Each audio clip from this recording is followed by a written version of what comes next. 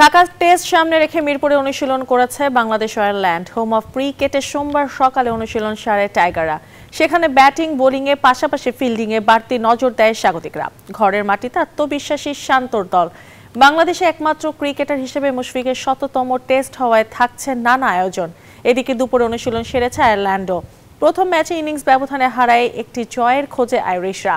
মুশফিকের ১০০তম টেস্ট নিয়েও কথা বলেন সফরকারীদের হেড কোচ হেনরিক মালান। সাদা পোশাকে দুদল এখন পর্যন্ত মুখোমুখি হয়েছে ২ ম্যাচে। দুটিতে জয় পেয়েছে বাংলার ছেলেরা।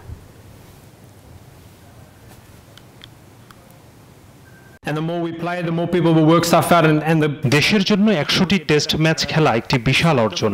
আমরা মাত্র 10টি টেস্ট খেলেছি, তাই এটা ধৈর্যের একটা চিত্র তুলে ধরে। এর পেছনে অনেক কঠোর পরিশ্রম রয়েছে। আপনি যদি যোগ করেন তাহলে প্রায় ৪-৫০০ ওয়ার্ম আপ হবে, যা সে এই সময়ে করেছে। তাই আমাদের জন্য এটাই বোঝা যে টেস্ট ক্রিকেট একটা কঠোর পরিশ্রমের খেলা, এবং আশা করি এই ৫ দিন সে ভালো না খেলুক, তবে ১০০তম টেস্ট খেলার জন্য তাকে অভিনন্দন। Look, for us, it's